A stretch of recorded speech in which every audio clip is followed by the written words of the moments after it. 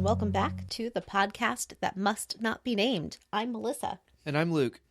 And you have stumbled upon our 5-chapter recap where we talk about Chapter 11, Quidditch. Chapter 12, The Mirror of Erised. Chapter 13, Nicholas Flamel. Chapter 14, Norbert the Norwegian Ridgeback. and Chapter 15. The Forbidden Forest. Luke, what just happened?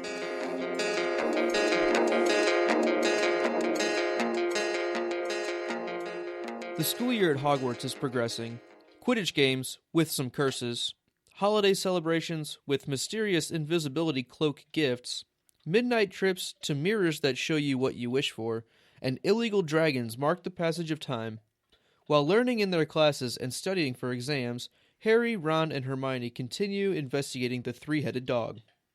They learn that Fluffy is guarding the Sorcerer's Stone, created by Nicholas Flamel, and that several teachers are involved in helping to protect it. While on detention in the Forbidden Forest, Harry witnesses a cloaked figure drinking the blood of a unicorn, and he is informed by the centaur Firenze that only someone as desperate as Voldemort would use unicorn blood to prolong their cursed life. So our trio of heroes doggedly believe Snape is trying to steal the stone for Voldemort.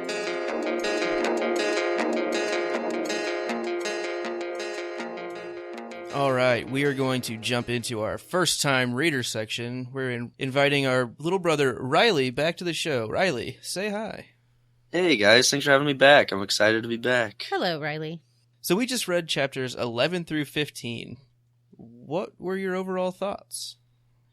So my overall thoughts for these chapters is that we really start getting into the meat of the story of the book. I feel like we start getting more interested into the mystery of the Sorcerer's Stone with Harry and the gang. And I really like that, you know, we start unfolding this mystery about who's really the bad guy and who's really behind all of this happenings here at Hogwarts. Yeah, I agree. It seems like things are finally kind of coming to a head in this story, and we have an actual plot now.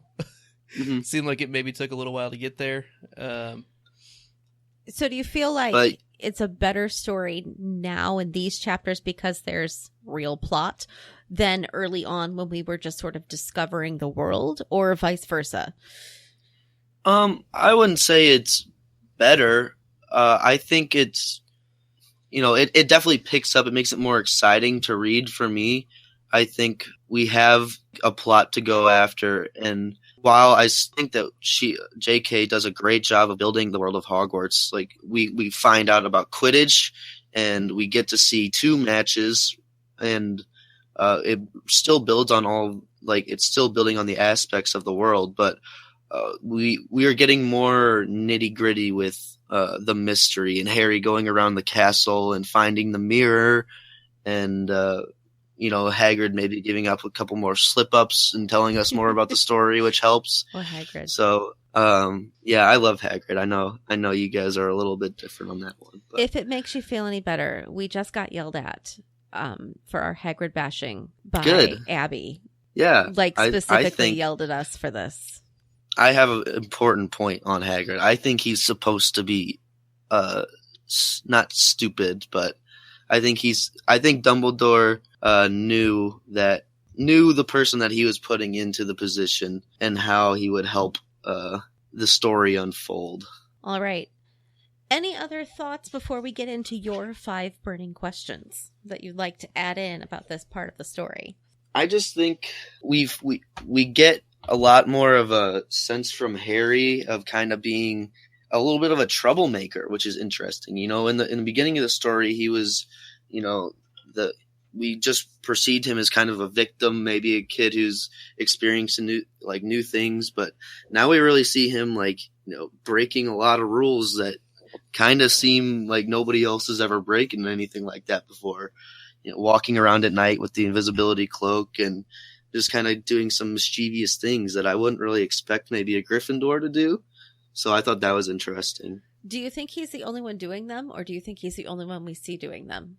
That's a good question. I think maybe he's the only one that we see doing it, but I'm sure there's other kids doing it too. Would you have been? Oh yeah, definitely. Definitely. And where would you go on your late night excursions? This does not count as one of my 5 questions, by the way. Oh man, where would I go? Within the bounds of Hogwarts. I don't know. I feel like if I had an invisibility cloak and I could go anywhere, I think I would go into probably the Defense Against the Dark Arts classroom, because then you could find so many like interesting things to play around with. I feel like that if I was going to go to a classroom to find something to mess around with, that's probably the one that I'd go to. Yeah, that could be pretty fun. You never know what you're going to find in there. I had said the kitchens. I just want the food. Yeah, that's true. That'd be a good place. All right. So we're going to get into Riley's 5 burning questions. Are you ready, Riley? Oh, yeah. All right, here we go. From chapter 11. So this is the one with the Quidditch match where Harry's broom gets cursed. And right. In order to save him, Hermione uses her like super awesome blue flame magic to distract Snape from, performing the curse as he's like staring, right? What would you do with blue flames that you could carry around in a jar? With blue flames that I could carry around in a jar? Because that's what Hermione does. She conjures those blue flames and she keeps them in a jar, and she can pull them out when they're cold outside. She can use it to thwart curses. It's kind of this ever convenient little portable jar of flames. Right. What would you do with a portable jar of blue flames? I'd probably open it up, put a skillet on top of it, maybe cook some eggs. You can never go wrong with a portable little oven or a little campfire. I feel like that'd be a practical use. Yeah, that's pretty close to what Melissa was actually saying, too. I said I'd use it in my classroom and roast marshmallows for kids who are doing the right thing. Here, I think I probably wouldn't set teachers on fire. Yeah, we'd appreciate that. Speaking for teachers, we appreciate that. All right. So my next question for you, this is from chapter 12, which is the one, the Mirror of Erised, and that's where we hit Christmas. And so speaking of Christmas, what color would your Weasley sweater be? Oh, well, because I'm a proud Irishman and a proud Slytherin, it would probably have to be a green sweater. Awesome. Here's the thing, though. See, if we each have to have a different color, Luke, too, had said green. So I feel like Mrs. Weasley would not approve of both of you having green. So between the two of you, you're going to have to work that out. Well, Luke is the elder, so I will. I'll abstain, and I will go. Or would you be the brother who ends up with maroon? I'd probably end up with maroon. Except you look better in maroon than Ron Weasley. Yeah, probably. I don't have that burning red hair. Exactly. So from chapter 13, would you want a Sorcerer's Stone? I'm actually not sure, because I know that it's used to make the elixirs of life, right? Where you can yes. But I forget what the other uses are. Does it makes you a powerful wizard? No, it has to do with it turns things to gold. Like if you can turn. Oh yeah, it changes anything into gold. It's alchemy. It's alchemy. Like an alchemist stone. I would like to have one. And what would you use it for? Making sure that my family and all of their bills are paid for, but not too much. I wouldn't want to abuse it, but I'd like my student loans paid off, please. Yeah, that's a good. That's maybe a good my plan. house, but really the student loans. Yeah. So it actually reads: the ancient study of alchemy is concerned with making the Sorcerer's Stone, a legendary substance with astonishing powers. The stone will transform any metal into pure gold. It also produces the elixir of life, which will make the drinker immortal. There have been many reports of the Sorcerer's Stone over the centuries, but the only stone currently in existence belongs to Mr. Nicholas Flamel, the noted alchemist and opera lover. Mr. Flamel, who celebrated his 665th birthday last year, enjoys a quiet life in Devon with his wife Perenelle, who is 658. So yeah, you could be incredibly wealthy, and you think you'd extend your life out? You know what? Maybe for a little while, but I don't think I would live to be 652. 666. 66. Yeah, I don't think I would stick around that long. So maybe around 140 marker, just to kind of see what the next century ends up looking like. Sure. That's kind of similar to what we said, but then it comes tough of like, do you have other people stay alive with you, and how do you choose who? It becomes a pretty tough thing to start making those kinds of cuts where you're literally saying, "Yeah, I'm gonna let you die. Yeah, I'm gonna let you die." That's it can be pretty complicated. It's not, it's yeah. I don't know. It's kind of like when lottery winners win.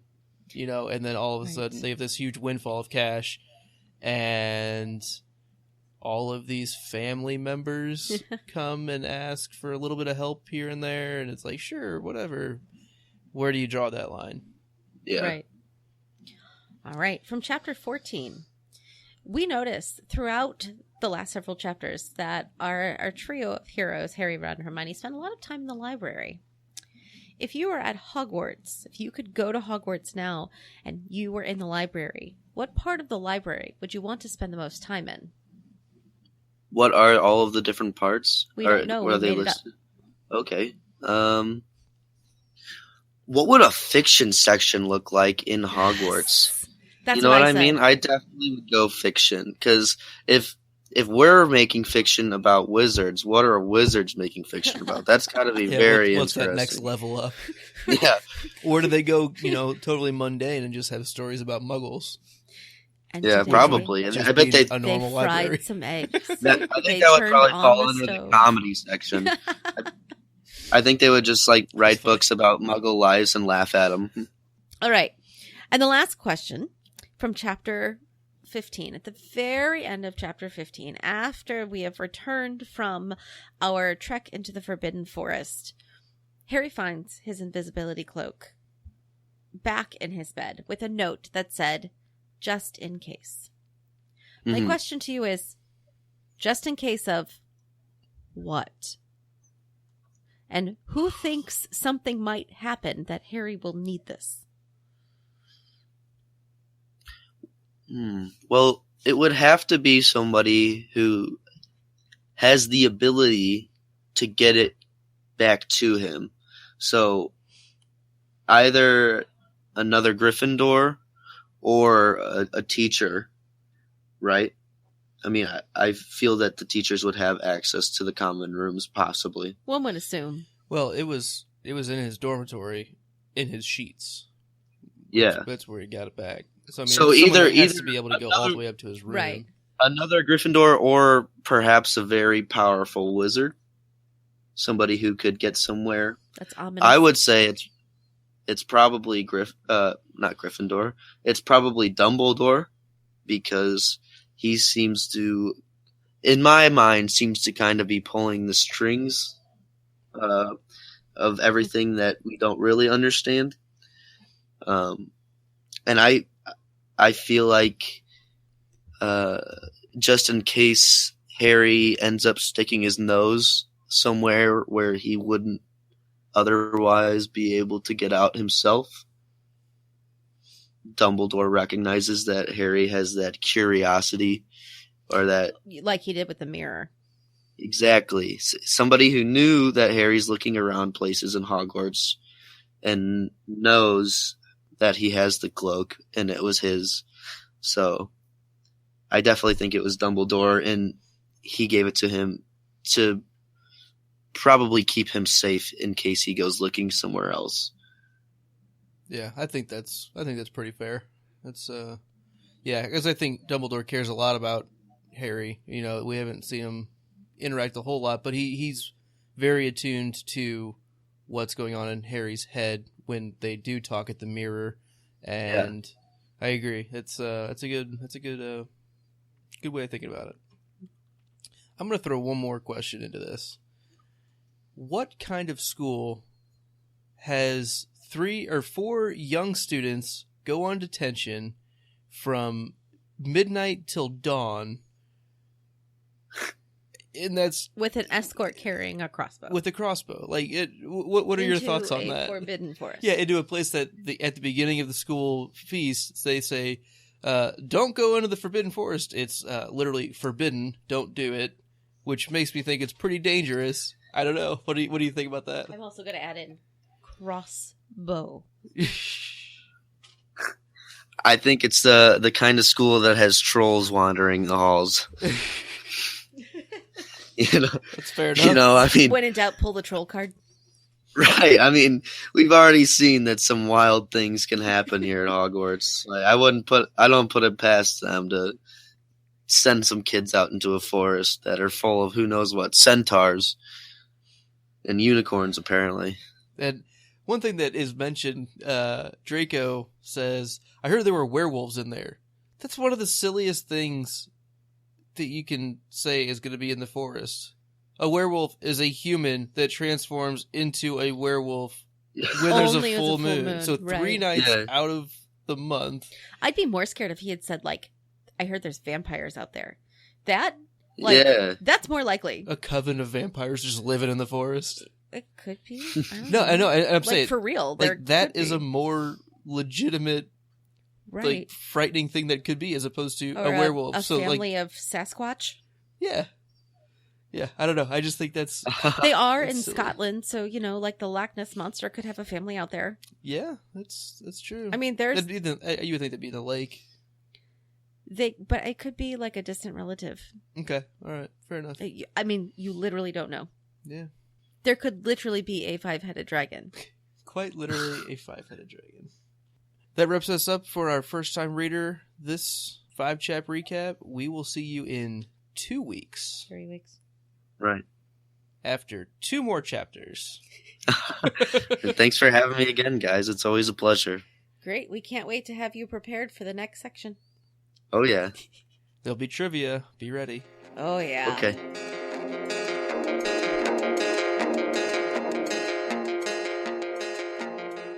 Melissa and I would like to thank everyone who's been listening and writing in with your comments and giving us ratings and everything on iTunes.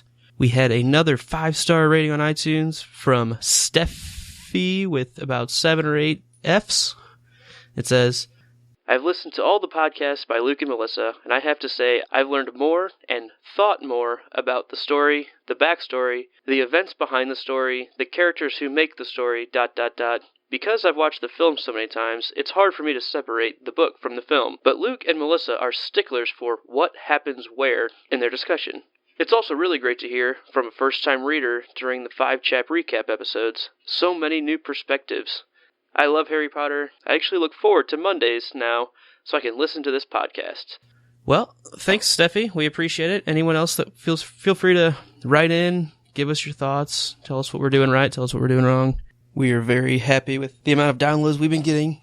Things are going well. Between this 5-chap recap and the last one, we've hit over 1,000 total downloads for all of our episodes, which is very exciting. We enjoy doing this, and we hope that you guys enjoy listening. As always, please share, tell your friends, share with someone at the office, someone at school, someone you don't know. If you see someone wearing a Harry Potter shirt, let them know about the podcast.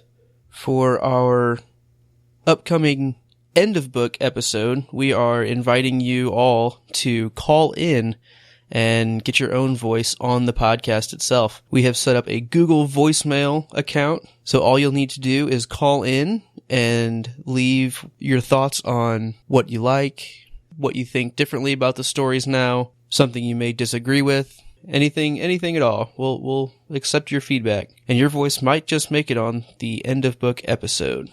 The call-in number is 314-325-6553. We're having a good time doing this.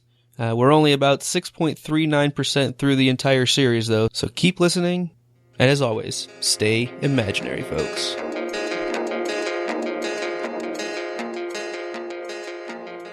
Thank you to those of you who are first-time readers. You should now be exiting stage left because we don't want to spoil the rest of the book as it goes on. Please join us next week as we talk about Chapter 16. Through the Trapdoor. For everyone else, please get out your keys and unlock the unrestricted section.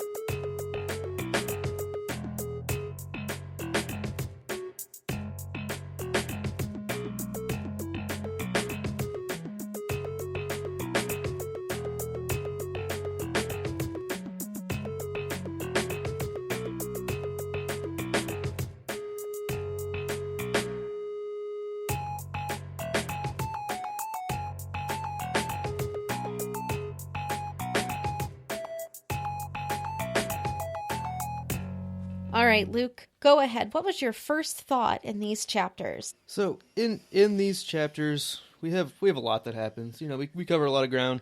One thing that stuck out to me was at the end of the Quidditch match where Snape is bewitching Harry's broom, and it's actually Quirrell doing it. Right. Quirrell gets knocked over, but it still takes Harry 30 seconds for the Jinx to lift off of Harry's broom. The way it reads is there's still definitely like time. He's bucking around on the broom well after because it says Snape didn't realize it for 10 or 15 seconds or whatever, and Quirrell had already been knocked over and lost eye contact or whatever, and he was still bucking around. So I guess that's the question of the jinx or the curse or whatever. Is it immediate upon like continuing the curse, or is it like later on when we get like the leg locker curse for Neville that doesn't wear off as soon as he stops saying it? I wonder if there's like a... So maybe the counter jinx is what was... Snape was still working on the counter jinx. So like you were saying, the leg locker curse stays on you until it's taken off. So it took Snape 30 seconds to get the hex on the broom off. Right. So even though Quirrell was no longer hexing the broom, and maybe he had to continually hex it to try and overpower the jinx remover thing from Snape. Right. Okay. All right. No, that's reasonable. Kind of what I'm thinking. I gotcha. It goes very much with my first thought was it was very sneaky. That very sneaky placement of information that J.K. did when she put in that Hermione accidentally knocked over Quirrell on her way to Snape. Yeah. Oh, sneaky information. Yeah, that was definitely one of the first, and it's a quick turnaround as well. Like, you know, it's only a couple chapters later that you find out that it was Quirrell, but you don't catch it the first time. No, definitely not. And it's definitely one of those when you do reread it, you're like, "How that's awesome!" Right. And I won't say it's the first one that she does that on because there are things that she drops in chapter 1 that, like we talked about, get resolved way later. But this is definitely like that's the book 1, you know, breadcrumb for the villain that we we wouldn't have known about. But we'll get back to that in our end of book discussion as well as we track through what the villain breadcrumbs were through the whole story. Yes. Okay. All right, what else? What do you have next? So I'm going to hop on Quirrell for a while. Okay, yeah. I have 2 different Quirrell-related comments. Quirrellisms? Sure. The first one is, I super approve of the Weasleys bouncing snowballs off the back of Quirrell's turban. When you find out later that he's actually, you know, housing an evil Dark Lord, it's really, really funny and appropriate that the Weasleys are doing that. But how did Voldemort, who's, you know, not known for his patience, not lose his mind and give them away and start randomly ranting and demanding that Quirrell curse him? Like, was he sleeping? Yeah. Did he knock him on? I don't. Is this a different version of Voldemort? Is this Yogi? You know, yoga using Voldemort? You know, he's just relaxed. He's just cool. He's just sipping his coffee all day underneath that turban. It's fine. Oh, it's cool, man. I'll get over it. I'll kill him good later. I'll get him later. So I do really think that it's entertaining, but I question a little bit the realism of it because I really don't think an evil Dark Lord would stand for being hit in the face. Yeah, well, he's not standing. He's residing on the back of the head. Okay, I don't think he would put up with. So I think this might be part of the master plan that he's got on that. It's a part of Quirrell's, you know... persona? Yeah, his MO. Like, that's his role, that he would put up with it. And, like, for Voldemort's success, it's completely dependent on Quirrell's success at portraying that quality. So I think he's just rolling with the punches on this one. Okay. But yeah, I'm with you. I had the same note. That's like, come on. What's going on here? And my other Quirrellism, if you will, speaking of old moldy old Voldy, Harry sat in class week after week, month after month, you know, with Voldemort in the room. How did he not get any headaches and sharp pain? Like, he has one in that very first back to school feast. He has that sharp pain in his forehead when he's looking at Snape, but really looking at the back of the turban. And he also has them then when he meets Quirrell in the fancy room in the, I don't know, in the end of the mirror room at the end of the Trials and Tribulations chapter. And then again for many, many books but literally spends an entire school year in the same room as the guy and nothing. Mm-hmm. I question. Yep. And seeing him in the hallways and things as well. Right. You know, like there's never just the off, oh, I looked at his turban. Random and I got a headache. headache. Right. What's that I all mean, about? and it's not even like a random headache. It is distinctly, oh, my scar hurts. Yeah. Yeah, because he almost specifically says, well, and in the next chapter where he's like, this isn't stress from the exams. This is different. Yes. Yes. And we see it in book 5. Oh, we yeah. see it all over the place. We see it in book 7. Yeah, where book 4, yes, for sure. it's constant. Same room, nothing. Yeah. I feel like that might be a missed. I think it wasn't an idea that didn't get fully developed for Yes. later on. She wasn't sure what it was going to... I think she knew what it was. But I think maybe she had not the idea, like- but didn't know how prevalent it was going to be. Right. You And know, worked a out tool every used little. later on. Yes. But yeah, it's interesting. But I think it's fair. A fair Okay. miss. A foul tip. Okay. Yes. All right. What else do you have? Was that all your Quirrell stuff?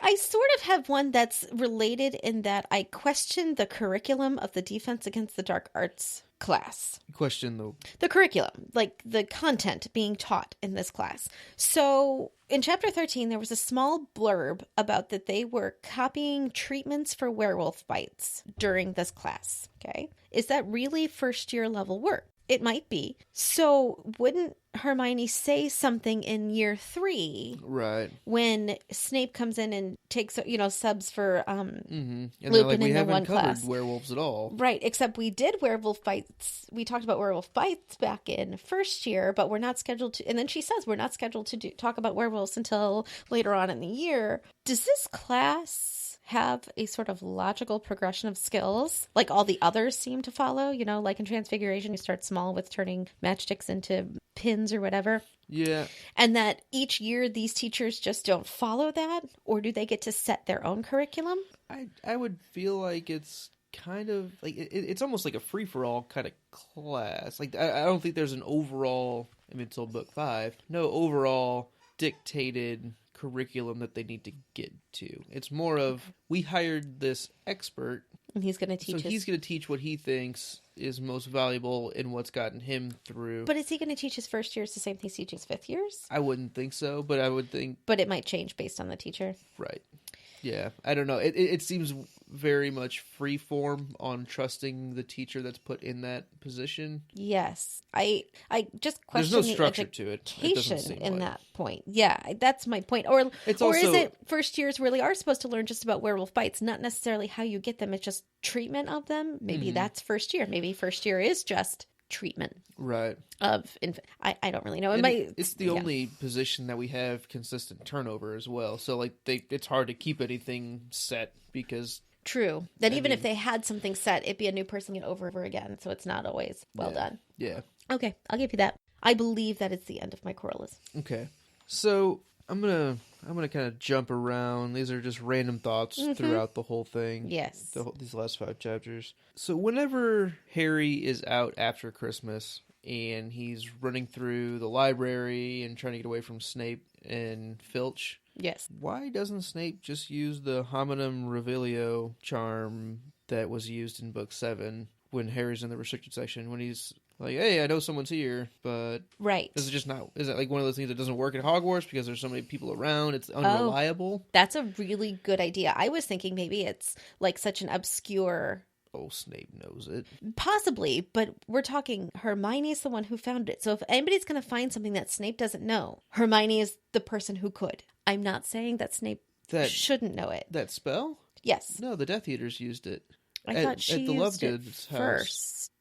I thought she used it first as part of their tracking and making sure there's nobody around. Because if the Death Eaters really use that spell, shouldn't the people who have caught them in their campground have been able to use it to find them? I think she was putting counter curses or counter charms so that you couldn't use Okay. Hominum Revelio. Well, then that's but a it was at really the good question. Lovegoods that Okay. when Xenophilius goes downstairs and talks to him, they do that, and it shows that Okay. that they're up there. So Snape would know that. Snape should know that. So I'm going to go with either. I'm thinking it just I'm going to go with she hadn't invented it yet. that's That's probably like the real exactly story. what But it I is. like. That's what it is. Yes, but I like the justification that you can't use it in Hogwarts. Right. And at the Lovegood's house in Book 7, it's probably such a secluded area that, I mean, they know Xenophilius is right there, but if anything else shows up, Right. there's a wide proximity range that Yes. it's going to show, and there's no one else around. But at Hogwarts, I mean, there could be 60 people within 100 yards. They do Like, no use it. problem. The kids do use it when they go to Grimmauld Place. Yeah, So they use it earlier in the book too. yeah. So it's a pretty common spell. It is a very apparently. common spell. So Yeah, I'm going to go think with not it's- at Hogwarts. and not invented yet. Not invented yet. That's the real story. All right. Let's talk about Snape. Let's talk about Snape. There was a line in these chapters where Snape is sort of staring down Harry, and Harry thinks that he got the impression that Snape could read minds. And my thought was, oh, if only you knew young Harry Potter. Yeah. And if Snape would hear you saying that, he would yell at you. The mind is not an empty or an open book to read line by line.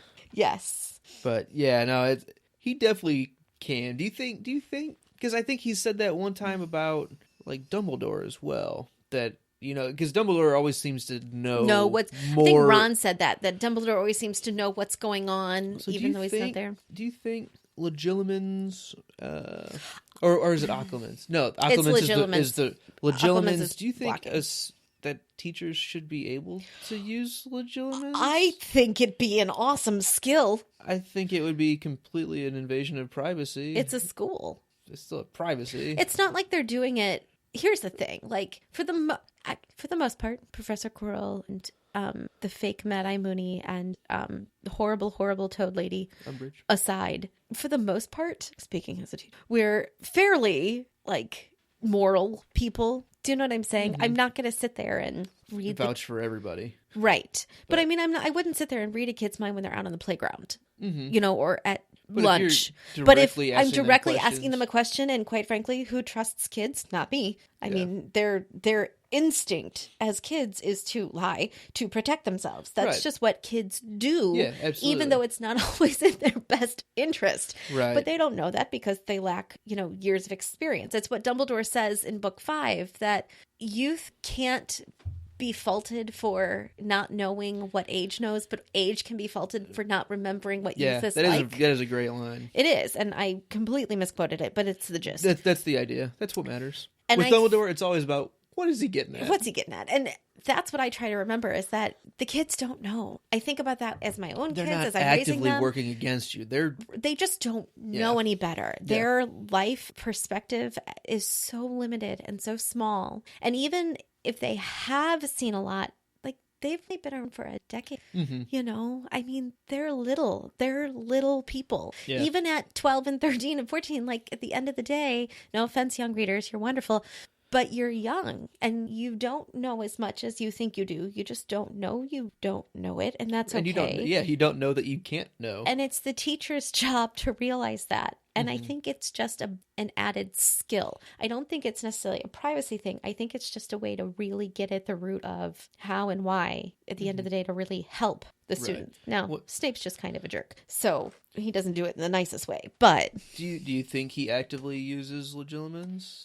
Or do all you the think, time, no. I mean, like whenever Harry's like distinctly feeling like Yes. you think he is. You catch a kid doing something that you think is wrong, or you catch them doing something you know they shouldn't be doing and they lie to you. Yeah, I would do it. Hands down. I guess do you think he needs to, or do you think his experience as a teacher gives him enough bearing I on think it's just both. knowing? I think it's both. I think, especially if he's that good at it, and I mean, it's Snape. He's that good at it, Yeah, he's gonna be that good at it. that it might just be second nature. It might just be something he does because it's that part Yeah. of who he is. He just, especially if he's questioning, he's going to question with his whole person, everything he's got. Mm-hmm. And that includes his mind. Yeah. Okay. It's interesting. Yeah. I don't know. I don't see a problem with it as long as it's not used for, like, you're right, like the invasion of privacy things. Tools are not good or evil. Yes. It's the intentions that are used behind that. Yes. I mean, and I think as a teacher, that's a really good tool to have. Yeah. Not to be a tool mean isn't evil wrong. teacher, but it's the person who uses it wrong that's wrong. yeah. So real quick, in the very first 5 chap recap, Mm-hmm. we had a big discussion on who delivered Harry's letters. Yes. Do you want to revisit that now a little bit? Sure. So I still don't think that Hagrid delivered any of the letters until they left Privet Drive. I think he maybe dropped them off in Cokeworth at the hotel, at the Railview Inn, Uh-huh. and I think he tracked him down to the island. Hagrid knew that Harry wasn't opening the letters and reading them. Or someone knew. Someone knew.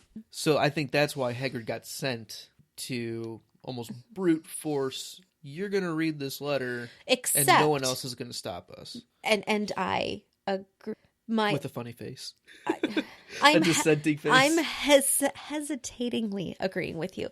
My only defense against why I don't entirely 100% back you on that is book 6 and Dumbledore's memory of visiting a young Tom Riddle in the orphanage where he brought Tom his letter. To me, that gives more proof to the fact that the Muggle-born unknown children, if you will, get a mentor. But he's not unknown. You know, he is a name. It's different than Tom he was Riddle's. Raised unknown. It would be like He Hermione. didn't know. I would like to know. But no one else would have known that he was a wizard either. No one would have known that Tom Riddle was a wizard. That's what I'm saying. Other people already knew that Harry Potter was. But Harry doesn't know. See, I don't know. I think it's different. I think it's very different. Then why did somebody go for Tom Riddle and why did somebody go for Harry, but did anybody go for Hermione? I bet Hermione got. Did anybody go for Ernie McMillan? No, not Ernie McMillan. Justin Fletchley. See, I bet they did. I bet those got do. the upfront visit as opposed to just the letter delivered. Right, because also Petunia and Vernon got a letter explaining everything. Remember that also probably true. Remember my last 300-page Petunia letter that Dumbledore left on the doorstep. It's Dumbledore. Do you really think? Everything. No. It's Dumbledore. It was not 300 pages. He holds information close to the vest. We've learned that about him. He doesn't trust others. Yeah. It was not 300 very pages informative. Was holding it because it takes us about 1,900 pages to get through this story. Also true. But so I don't think, because Harry, in Dumbledore's mind and McGonagall's mind, who's sending these letters via Dumbledore, would think, without checking up on the Dursleys, would think that Harry knows and has been waiting for this letter. Because Petunia's well aware of Hogwarts and everything, and True. Dumbledore knows that specifically. So you think they just sent the letter to him like they do to every wizard born? Yes. And when that didn't work, they called in the Brute Squad. That's exactly what I think happened. You are the Brute Squad, Princess. Gotcha. Okay. So that's what I think. All right. When it was clear that they sent 60 letters and none of them got opened by Harry. It's more than 60. 67 to 77 More or whatever than it was. Minimum. So that's what I think. Okay. What do you got next? Okay. So let's talk about Dumbledore. Let's talk about Dumbledore. He hides many, many things in this book. The stone. He hides the mirror. But it's kind of obvious that he really is a goody two-shoes because those things could have all gone in the room of requirement and no one would have ever found them. Yeah. He hides the cloak as well. Yeah. The gifting of the cloak. He does hide the gifting of the cloak. So I think it's interesting that he doesn't know about the room of requirement. And I also, speaking of the cloak, what is Dumbledore's purpose in reaching the invisibility? I think he feels honor bound that it is Harry's, number one. You know, Guilt. And yeah, we know Dumbledore knows all about guilt. Yes. But I think he believes that it is legally Harry's, and so he should have it because it should have been, passed down to him.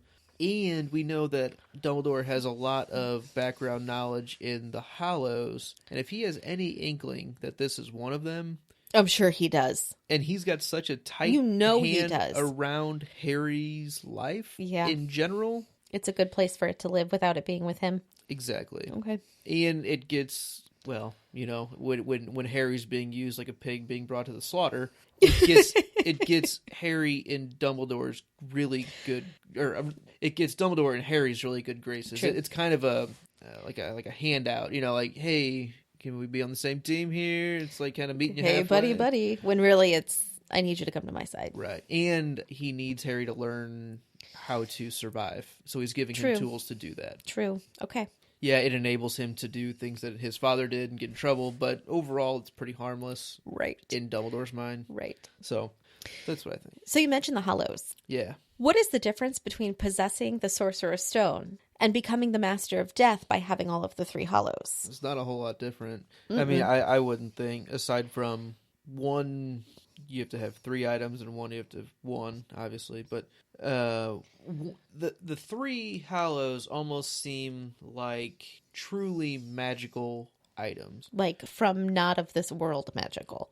Or some kind of lost super ancient magic. So I think those three are kind of on a magical level of their own caliber. Okay. When were bewitched. Okay. Somehow. They were somehow imbued with those powers.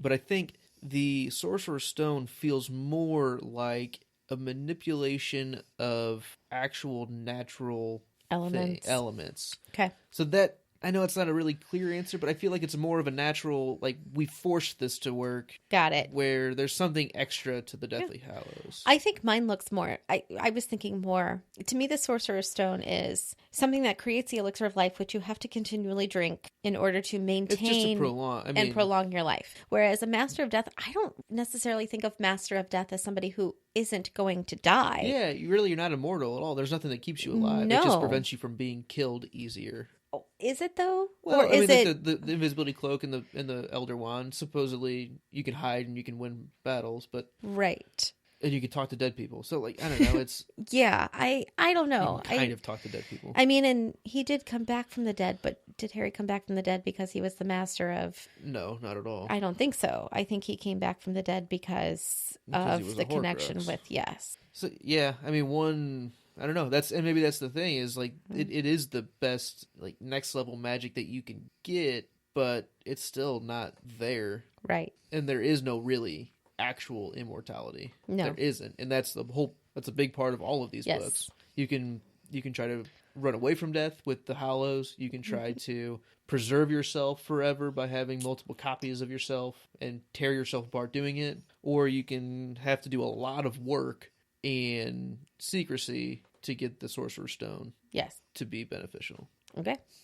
Also with Dumbledore, at Christmas, it says he was wearing a flowered bonnet. I mean, we know he has pretty interesting fashion sense. He wears high-heeled buckle boots. Yep. And purple cloaks, half moon spectacles. Yep. Flowered bonnet. How do you think that would go with his half moon spectacles? Okay, but think about like our Christmas celebrations and the silly things that we do and our family does and things like that. I think it came out of a popper, like a cracker. It wasn't just something he wore there. I think as they were pulling those magical cracker poppers, the hat popped out. Okay. And he switched his hat out. So to me, that was just a silly moment of. And we know Dumbledore's silly. Yes. He's got a silly streak. I think that's what helps him relate to the kids a lot, is that silly streak. So I think that's what it was. I don't think he was like, hey, cool, it's Christmas. I'm going to pull dust this hat off and wear it it's my official Christmas bonnet. Right. Hey, here's my No, I think it just sort of appeared and, Yeah. I just thought that was, it was interesting.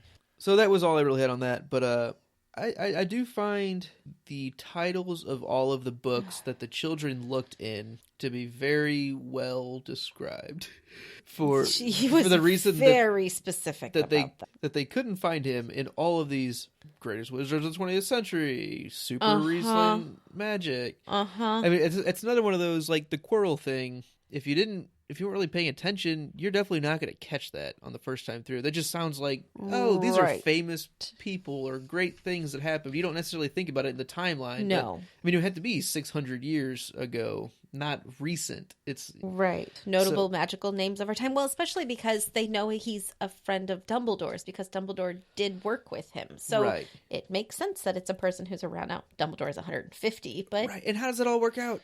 I don't know. Flamel would have had it figured out for 450 years before Dumbledore was even around. Did he just help him perfect? He's getting better efficiencies out of it. Did he find out the dragon's blood the was 11th helpful? use was right. I don't know. That kind of ties into some of my other, and I know we'll talk about this with our bad guy breadcrumbs at our final recap of the whole book. But it just so happened that Hagrid gave a musical instrument for Christmas.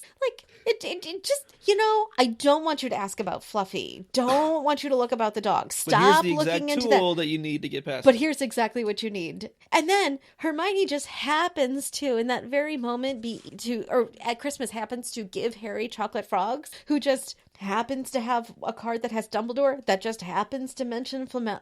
I get it, but especially through these last 5 chapters, I didn't feel like this early on. The first 10 chapters were great.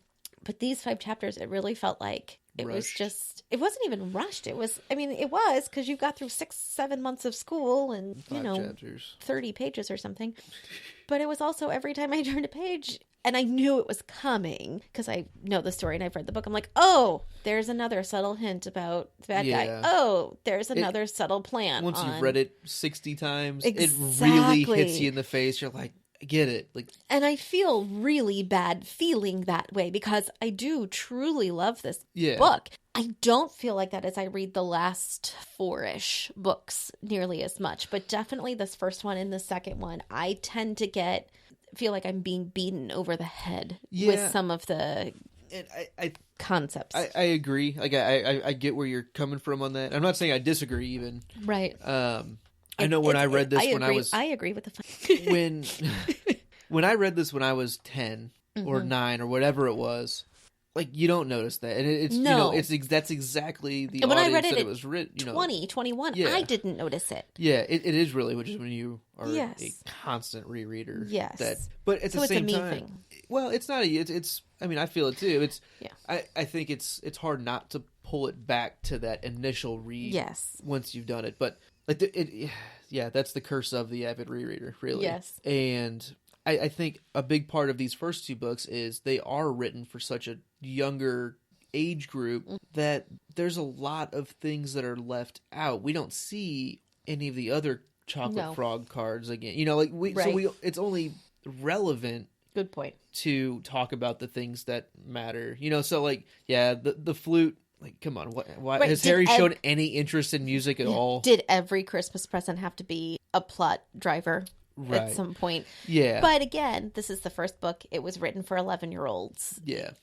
I like I said, I don't feel like this as I get to the later books. It's just I'm having a weird sort of reaction to these 5 chapters in particular. Right. Spoiler alert, probably won't be favorites. We pick our favorite chapter at the end of this.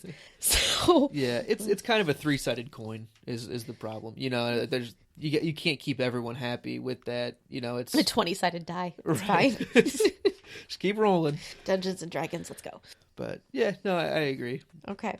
So with that, when Harry and Ron were going to the mirror, which was one of my favorite things about these 5 chapters, Harry getting to see his family for the first time was, amazing. That it still kind of tugs on your heartstrings, that getting to see your family. So when he was taking Ron for the first time, they pass a tall witch ghost.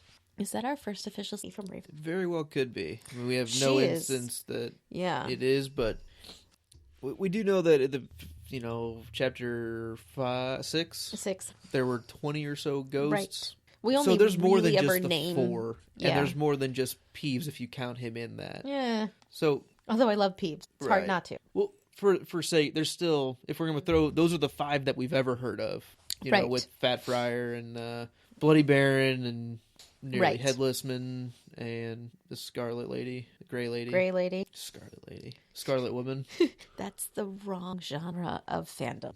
Scarlet Woman, that's what Ron said that Mrs. Weasley always okay. called. I went with Scarlet Witch and Marvel, but just me. Yeah, I don't know that. Sorry. But, so if those are the only 5 paranormal entities that we ever hear about, I mean, there's still 15 at least. So it's a possibility that it's not her. I tend to think it is, though, because I feel like she tried to fit her in and just couldn't find a place for her for books.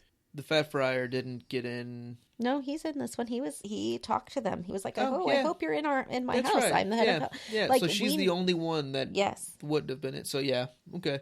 I'm surprised it didn't give... Maybe she just didn't have the idea fully formed on what she wanted that ghost to look like. Or she did and purposely made it... really vague. Right. Like, I know I'm going to use this later, and so I'm just not going to use it now. Yeah, I'm just surprised there's not one more descriptor. Like, one more. It's just tall woman ghost. A tall witch ghost. Like gray. So I feel like one more descriptor. Yes, but ghosts are all... Yeah. I know. See, so I feel like I'm going to be watching for that. Specifically when we go to the Death Day party in book 2 to see if we get, even the slightest mention. Yeah. We'll definitely keep an eye out. Speaking of the mirror, Harry learns that his mother is a redhead. Yeah. Is this foreshadowing that he ends up with Ginny, who's also a redhead? I don't think so. Unless he's just Or she really... hardwired to like redheads. Maybe. But Or he JK also really likes redheads. He likes Cho, who's got jet black Also hair. true. So Yes, I don't think he's got a type necessarily. She's not. She's Well, not the best one. Looking at her though, he'd never had a problem with her. Yeah, I know. So I don't think he's got a type necessarily. I know. I'm just saying, is it foreshadowing that, his mom was red, so he ends up marrying the redhead, as opposed to just being attracted to? Yeah, I don't know. I guess I never thought about it, but could be. It's a girl thing. Yeah. Okay. Girl things. Speaking of Lily Potter, she does magic outside of school when they're growing up. Yep. And we can also, on this, revisit, was Mrs. Fig nearby where they were growing up?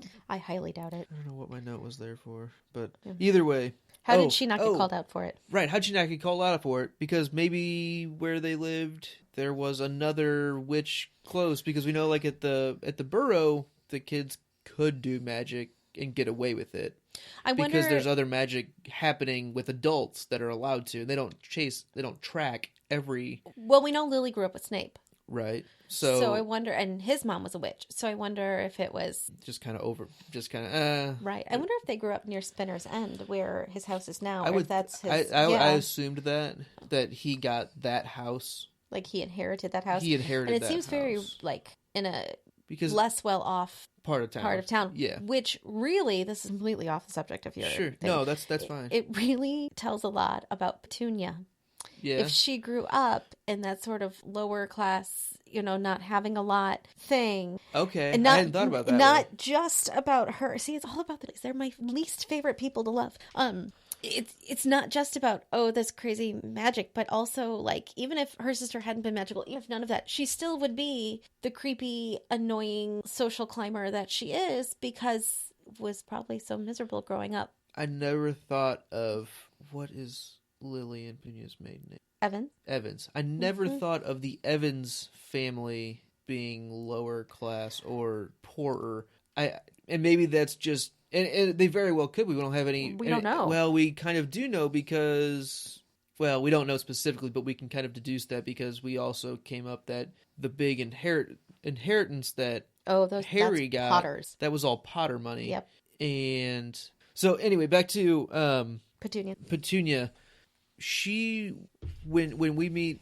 in The Prince's Tale, and we'll get into this. We'll have to revisit this for sure. Yes. In like 4 years. But it's okay. She seemed to really dislike the way Snape was dressed. Yes. And it almost seemed like she thought of herself as well above his station. Maybe it is. So that's I think what is making me I never thought of it as they could also be from a poor part of town. He was just a poorer family in the poor part obviously of town. They're muggles. Obviously they were raised probably not nearly as well off as James Potter with all this money in this. That's so interesting. And even Sirius Black. I mean, he's from the ancient noble house of Black. Like, yeah. No, that's so interesting because then also think of the dynamic of Harry or James and Lily. Right. Butting heads with him being such a big head and her being so down to earth. Right. It makes a lot more sense this way. I don't know. This is blowing my mind a little bit. It's an interesting theory. Yeah. I'm sure other people have thought of it, but I've never thought about that. That's cool. Me either. Good catch. No, top of my head, there was absolutely no planning. All right. Let's talk about Quidditch. Let's talk about Quidditch. I got an note on Quidditch, but I'll let you go first. That's fine. So we're going to move on to Quidditch. And I like Quidditch. I am very thankful that we really only see... I mean, we see 2 games, but we really only get like 1 super detailed game. The other one goes by very quickly. Right. Record time quickly. Yes. Which is nice for book reading. It's all from a brawl in the stands point of view, so we don't see it at all. No. I have a question about the Quidditch team. Okay. It's more like a string of questions. So, Alicia Spinnet. Yes. Chaser. I don't know what year she's in. Is she the same year as the Weasley twins? Or is she the same year as Oliver Wood? She was described as being Oliver Wood's friend. Yes. However. That doesn't tell... I mean, it doesn't tell us much. But... Does she play in book 5? I believe she does. I will have to look. Unless you already have, but... I believe that the whole team was together... They were all together in book 3 when they won, And that was the year. That was Oliver Wood's last year. Oliver Wood's last year. Book 4, there was no Quidditch because of the Triwizard Tournament. Book 5, right? And think about Angelina. that. You think Oliver Wood would have put up with that? He would have killed somebody with the Triwizard Tournament. Would have canceled his senior year. He would have switched schools. Yeah, I'm going to Ilvermorny. Yeah. So Angelina was captain in Harry's 5th year, which means at most Angelina had to be in the twins' year. Okay, And she was. she was. Katie Bell was in book 6, which means she had to be a second year In book in one. book 1. I think Alicia Spinnet still played in book 5 with Angelina. I really think so. I think you're right on Okay. that. So I think she's the Weasley twins' age. Right. Okay, so let's think about that. The Quidditch, I'm telling you, it's very long, but I'm getting to my thought. Sure. Oliver Wood was a 5th year. All the rest of the team were 3rd years, except for Alicia, who was a 2nd year, and Harry, who was a 1st year. That's a young They team. said Alicia was a reserve player the year before. So how was she a reserve player? So maybe she was a reserve player her 2nd year. Yeah. Okay. And some 7th year graduated out. Fine. How come? Here's my question. Finally, there. How come there are no 6th and 7th year and 4th year players at all? Yeah, I don't know. And we know that Charlie's 7th year, Mm-hmm. which was 7 years before this, that they won, right? Because he won. I still think it's very weird that Charlie is that much older than Percy. It's a big gap. It's a huge gap. Well, it's like 4 years, right? They said. Yeah, because he's a 4th year in this one, right? So, but you're saying that Charlie graduated No, he's a 5th year right now. He is, but you're saying he graduated 7 years before this. That then he's Yeah, so 7 5 plus years ago. 7 plus 2 more years ahead of Percy. 9 older than I Percy. don't know that they don't overlap at all. Yes, if he graduated 7 years ago, 7 years before this, Percy was not in Hogwarts. Which is why I don't actually believe it was 7 years ago. I've always had a problem with the Charlie Weasley timeline. Huh. I've never thought about the Charlie Weasley. I don't know. I've always had a problem with it because I really truly believe that Charlie and Percy are not And that Bill's far the apart. oldest. Bill is the oldest. We don't know the difference between those two, but they might be. Now, according to Harry Potter Wiki, Percy was born in 1976, Okay.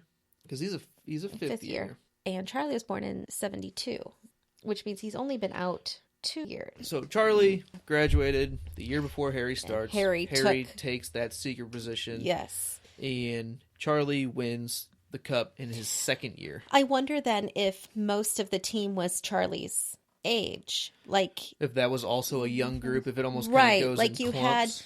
had Wood who played, you had the twins. So they would have who been really played. young on that team when Like- Charlie was on his way out. Right, like Charlie's 7th year, the twins were 2nd year beaters. You had Wood, who was a 4th year. We know Alicia Spinnet was a reserve, so she wasn't on the team. We know Katie Bell was a 1st year, so she could have been on the team. Maybe when Charlie joined the team, it was an older team, and he was the Oliver Wood type player that Right. was young on an older team, Well, what I'm and then saying, became the older player on a Right. young team. and then, there had to be at least 2 people who left with him, maybe 3. No, there had to be at least 2 people because Because Alicia Spinnet is Alicia no longer Spinnet reserve. is no longer a reserve, and Katie Bell was the 1st year, she couldn't have played. So Charlie and at least 2 other players had to leave, Yeah, and nobody said for sure Angelina played the year before. that's true. So it's very possible there could have been 4 of them That total just graduated out. that just graduated out. So yeah, Oliver Wood really could have a young team. Okay, I feel better about that. All right. That has been it has It really stinks been that they- bothering it me stinks for that they couldn't years. win it all, though. Like, I for having such know. an experienced team. I know, but you can't win every year. Yeah. You can win a lot of years, but you can't win every year. It's physically impossible for everybody to win every year. Mm-hmm. You have to share it. No, that's a pretty good rundown of the Quidditch timelines that I never put a whole lot of mental power behind it, but that's interesting. And it makes sense. It actually works out. Yes, I like when timelines actually go. me too, because that was hard. So I have 2 thoughts on Quidditch. So Harry catching the snitch in his mouth was incredibly lacking in description, as we kind of talked about, and also the snitch's skin memory that comes back in Right. book 7. I mean, give me a break. Come on, that one was one of the come on, JK, you're That's pushing the best it. you got. Yeah, like I get you're trying to in book 7 bring everything back around, and I don't know, I that suppose. one felt cheesy to me. I didn't mind it as much. I get it, and it was kind of nice to have a way for him to fake it with. Scrimgeour. Thank you, but I don't think it was necessary. Okay.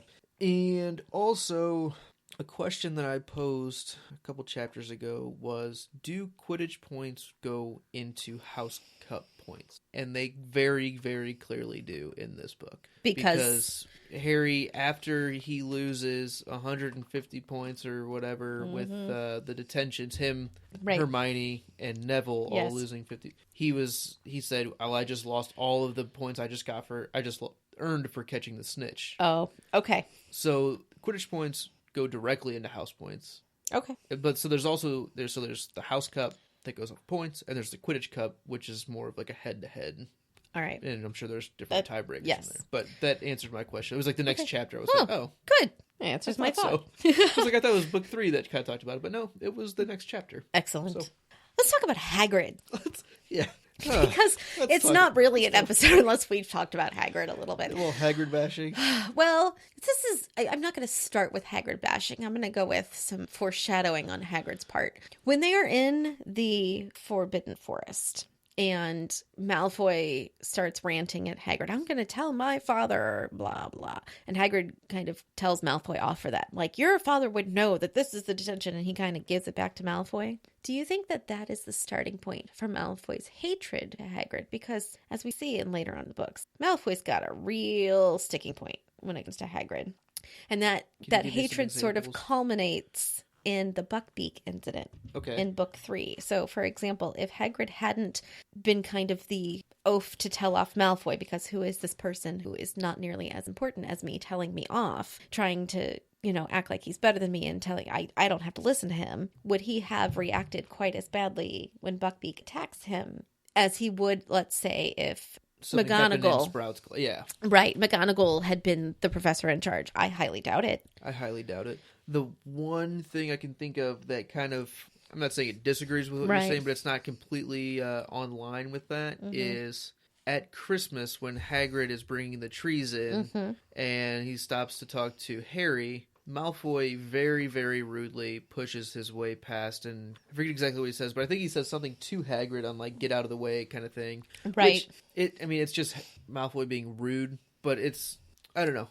He's shown negative. Well, and also at Madame Malkin's. Right. I'm just wondering if. So he's just been rude before, but this is like something that, like you said, a sticking point. Right. Like I'm wondering if. Okay. Obviously, all of these things are Malfoy thinking he's better than Hagrid. Who is that oaf in the window? Oh, can you believe they let him... Before in his head, Hagrid was still harmless. Right. Here, Hagrid puts Malfoy in his place. Right.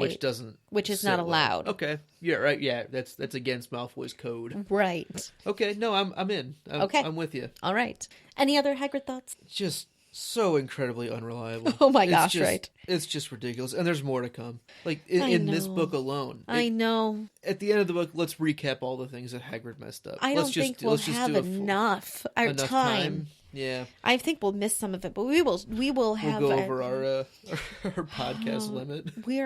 I guarantee you there's going to be people who hate us for our Hagrid bashing. I apologize, people. We do really, here's the thing. We do like him. He's fun. He's very fun. He's like the uncle. He's like the uncle that is fun at Christmas, and you're like, oh, but... He's like Robert Baratheon. He is. It's great to hang out with. You don't want to live with him or be responsible for anything around him at all. Yeah. Yep, I'm with you. Okay, so I have 2 more notes, and they sort of go with the other. I really like the Neville character. Neville. Oh, Neville. And I feel very... The Neville redemption? Yes. They do such a good job of painting him as this pathetic little boy. And he even says, I know I'm not brave enough to be in Gryffindor. And then, of course, friends are, sticking up for him. Mm-hmm. The payoff in Book 7, Neville. I mean, don't get me wrong, Book 7 is awesome. And Harry does amazing things. And everybody would be dead without Hermione. But it's the moment... And I'm not even going to say it here. Because if you're listening to this... and you haven't read that far, first of all, shame on you because you shouldn't be listening. But if you haven't, the moment that Neville earns his Gryffindor stripes in Book 7 makes all the years of his Neville-ness worth it. His Nevility. There you go. I mean, it's because you don't see it coming at all. Mm-hmm. Yeah. And then, tying into the 7 books for a payoff, I love that Snape follows Harry around. Knowing what I know now, I know Harry kind of leans towards, oh, he must hate me and he's always around, but really he's just trying to protect him. And I love that we wait 7 books for the payoff, because I truly think that that piece of information is something she knew. Yeah, probably. I think that was planted from very early on. And I like the buildup, because it isn't like the Deluminator, which appeared in chapter 1 and never again until book snitch. 6. Right. This was a consistent theme all the way through of Snape always being internal around. struggle. Yes, and Snape always being right there on Harry and being on Harry and knowing what Harry, like, this is constant. So the payoff for that is awesome. Yeah. Yeah, I agree. I mean, he is constantly on him. Yes. And I know part of it is a hating your dad thing, but it's also a loving your mother thing. Yes. Which we'll get into Snape later, but I'll reserve. All right. I'll reserve Snape judgment for later. Excellent. So I think that wraps us up. I do too. All right, listeners, thank you for joining us in the unrestricted section. Again, as always, please feel free to contact us. You can email us at thepodcastthatmustnotbenamed@gmail.com. You can find us online at thepodcastthat.com, or you can find us on Twitter at NotNamedPodcast. We hope to see you next week when we discuss chapter 16. Through the Trapdoor. Until then, thanks.